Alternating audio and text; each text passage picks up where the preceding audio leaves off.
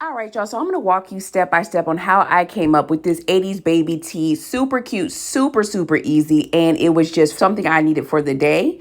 So I'm going in Open Up Design Space, and I already downloaded some cassettes that I use for a different, ignore Michael B. Jordan. That's a whole different project. But I did download these cassettes for a different project. So I'm using them in this one as well. So I just went ahead and added it to the canvas. And what I'm going to do now, that's the one I selected. It was just the cutest one for me. And what I'm going to do now is I'm just going to kind of position it, play with it, see how I like it, see what size I want it at, and then go from there. And I did download this Walkman also from Etsy that I did, and I'm just going ahead and adjusting it how I want the cassette to lean against the Walkman. If you're an 80s baby, 70s baby, 90s baby, y'all already know what it is with the Walkman.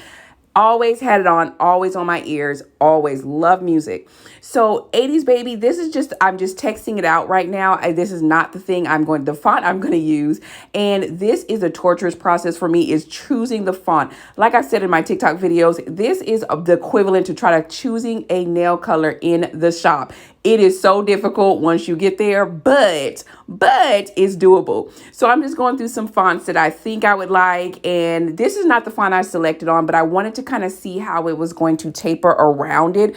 And I'm just going ahead and curving it to the shape of the Walkman because I wanted to have a curved effect on the shirt. And I'm kind of just playing with that right now. I did land on this font called Fall in Love that I found on thefont.com. And this one, I just thought for some reason, I think it's the S and the swirls in the letters that really resonated me with the 80s theme, kind of retro. It's really kind of what I wanted the thing to look like. So what I'm now doing is putting on a shirt template. And since this is all going to be one, it's going to be the same material, the same everything. I went ahead and welded it together, or I'm going to weld it together. And I'm just basically positioning it on this this template just to see kind of where I want it to be, what it's going to look like, all that good stuff. And as you can see there, I'm going ahead and making it because it's welded together. And of course, I'm going to make sure that it is mirrored because I will be ironing this on. And I will be using a flocked material. That's what I'm loading on the Cricut mat right now. It's going to be flocked, or some people call it felt. But this one's going to be a very textured fabric, which I really wanted for this design process. And I'm not going to show the cutting part of it because it's been there, done that. So this is what it looked like cut out of the my Cricut Explore Air 2. And I'm going ahead and going to start weeding this thing through. And I'm just going to do a little give it to God because I always kind of do a quick prayer over it because I don't be wanting to weed this stuff again and several times. I'm like, Lord, please let me get this right on the first try. So I'm just cutting the excess material out. And this is a process why I understand why people like DTF and sublimation and anything you can kind of print and just have it be one, because the weeding is sometimes a nightmare, even though this looks like it is, but I promise you it's not. This part is super easy. It's not very difficult to weed this. However, there is going to be a process where it is going to be a lot more difficult, and it's this one right here. I forgot to kind of hide the contours, so I'm having to weed all these little pieces out, and I was like, oh, just take me now, Jesus, just take me now. But I was already committed. I was already knee deep into this project. So I'm like, I'm not turning back now. So I'm just weeding all the little pieces out.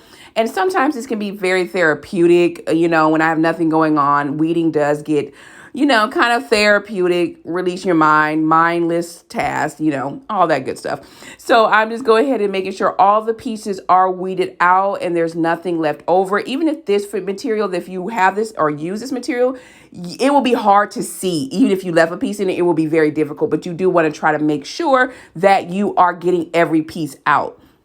As I'm doing right now, I'm just making sure that those, see right there, there's this little pieces left over, because that will iron on. Whatever you do, yes, you can kind of reverse weed it and do the, heat trick where it will, take up the vinyl, but you don't want to do that. You want to make sure everything is out at the first time. So I'm just pressing this shirt right now, just getting the moisture out, laying it flat, all that good stuff.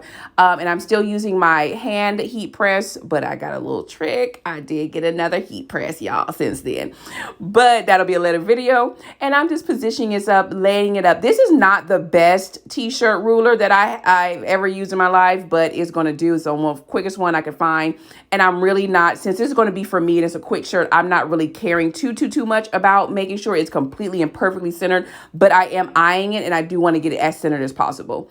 So I am going ahead and I'm just making sure again that everything is lined up, everything's laying flat, and I'm going to go ahead and press it. And I believe this one I did for 320 for 18 seconds and then to see how it is, and then put it on for another 10 seconds. And then what I did is make sure that everything is peeling up. It's cooled off. You can do this as a warm peel. Do not do this one as a hot peel. Some of them can be hot, some of them can be cold, but don't also do this as a cold peel. This one is a warmer peel, at least for this fabric. And I could see that it wasn't all the way laid out, so I just ran it over one more time before peeling up the vinyl because I could kind of tell that it wasn't all the way done.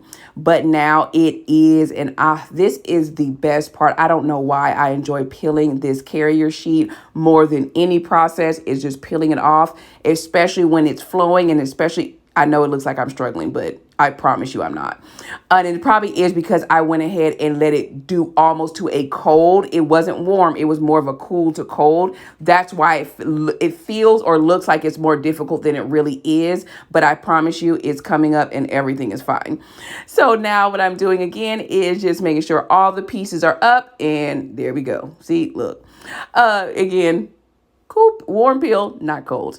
I'm pressing the back of the shirt just to make sure that everything is laid down, just to give it that second and final press. And I did go ahead and leave it hanging for maybe an hour, but I didn't do it 24 hours overnight because I needed to wear it. And you can see this is why I still like vinyl. You see that texture of the flocked or felt, whichever one you refer to it as, material. I love it. And hopefully you guys enjoy this tutorial. It's really quick, really simple, really easy. All right, see you all next time on the next one.